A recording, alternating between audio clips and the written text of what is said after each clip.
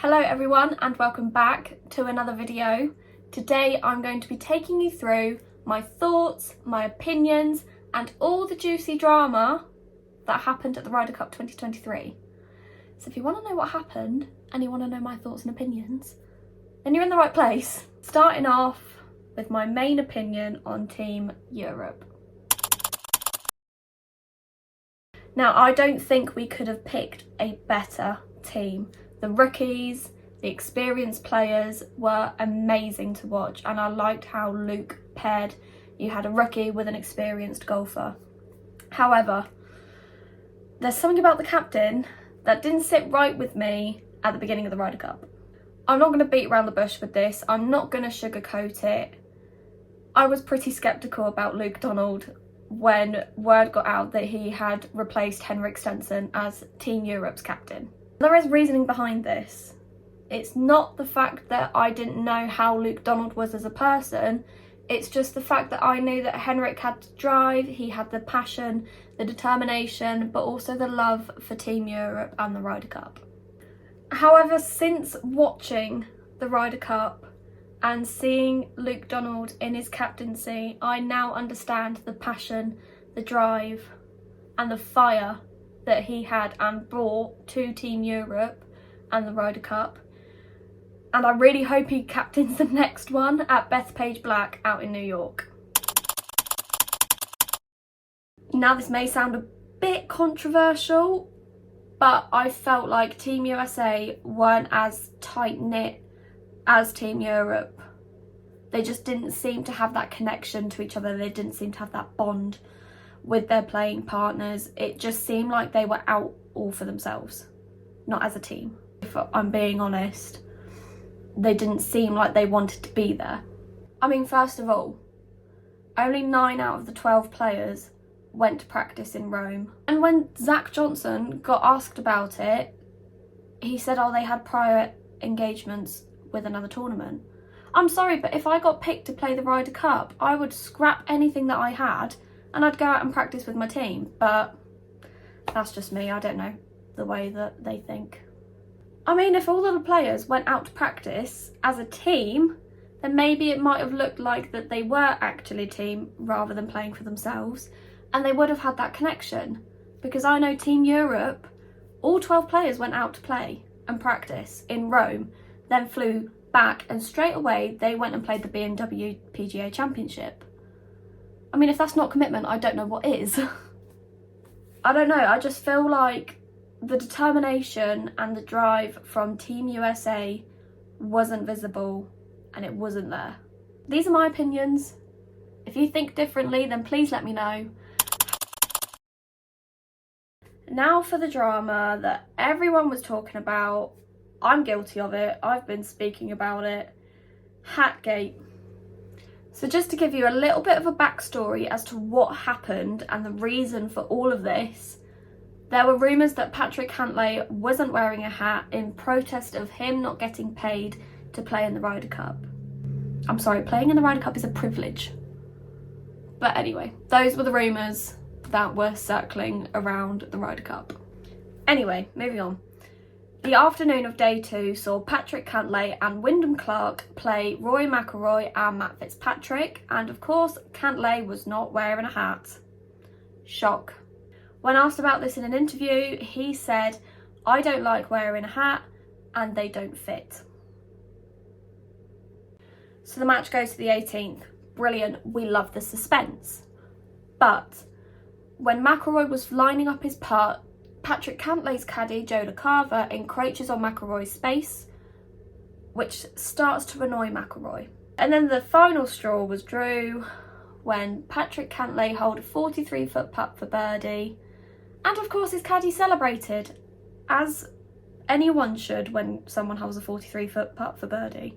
However, the kicker is, his caddy takes his hat off and starts waving it around.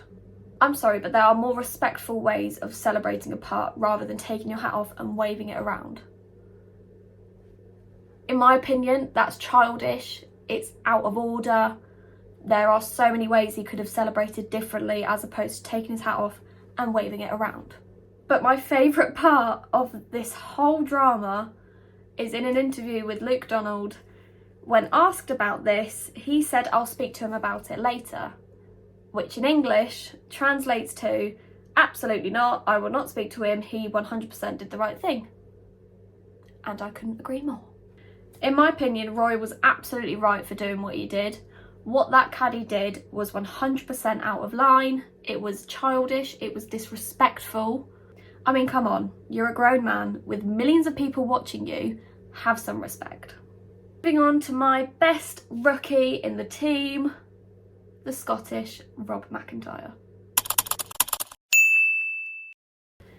In my opinion, the best rookie ever to play the Ryder Cup. With a well-deserved record of 2-0-1, he showed determination, passion for his team.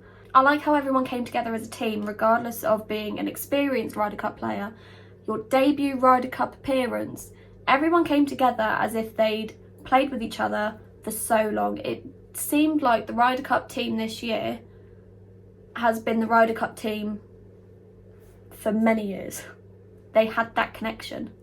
Not only did they feel like a team, but McIntyre and Justin Rose's bond that they had, I didn't see it coming. I didn't think Luke Donald would put Rob McIntyre and Justin Rose together. I don't know who he would have paired them with, but I was not expecting that. But let me tell you, that was a joy to watch. I loved watching their group. The bond that they had, and I'm going to say it was almost like a father-son bond. I'm sorry, Justin Rose.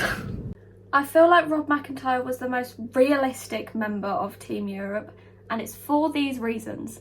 He was the most emotional person to be there.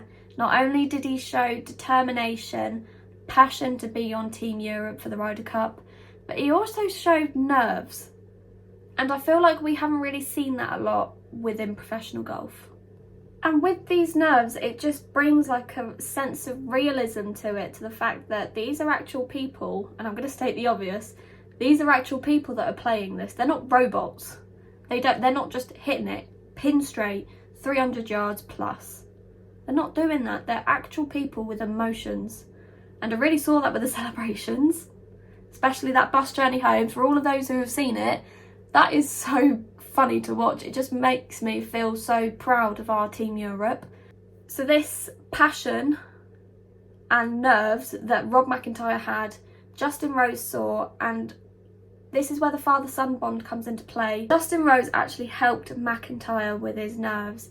From what I've heard and seen is that Justin Rose said to Rob McIntyre, "Your moment will come, don't you worry about it." And when Rob McIntyre finally holed that putt, after not being able to putt, Rosie came over and said to him, "There's your moment." And I think that's why he's so deserving of the Nicholas Jacklin Award. Now I've spoken my mind. Let's move on to my top 3 favourite moments from this year's Ryder Cup. My number 3, and it would be higher, however there are more important moments that I think deserve 2 and 1, but number 3 comes in at Hovland's chip-in on day 1. I mean, this chip-in off the green, it is insane. Just watching it roll. You don't think it's going to go in at times, but then you start, as it gets closer to the hole, you think, that's in, and it goes in, and his celebration, you can really see the passion there. It's amazing to watch, and I'm so happy that he did that for Team Europe on day 1. That's hole 1 as well. From then on, you knew that he was going to go for it with everything that he had. Now, my second most favourite moment from the Ryder Cup is that Justin Rose putt. The celebration, I get goosebumps watching it. You can really see how passionate he is about this and what that putt meant to him. When you look at the distance of that putt, you think, oh my god, that's nerve-wracking. And then all of a sudden it drops in, and that celebration, look at that passion in the team. It's so nice to watch. Moving on to my top number 1 favourite moment of this year's Ryder Cup. I'm not even going to tell you, I'm just going to let you watch.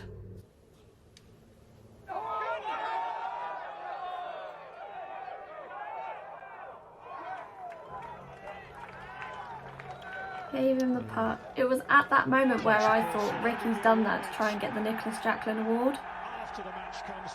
Just gave him the putt, and that was for the Ryder Cup. And you can see this. I just love watching all the celebrations. The half point is guaranteed, even though the match will have to come to a conclusion.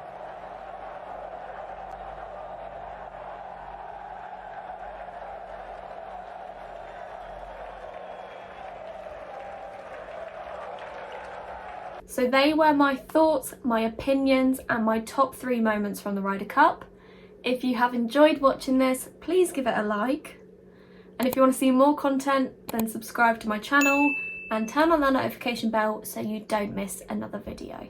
I will see you all in the next one. Thank you so much for watching.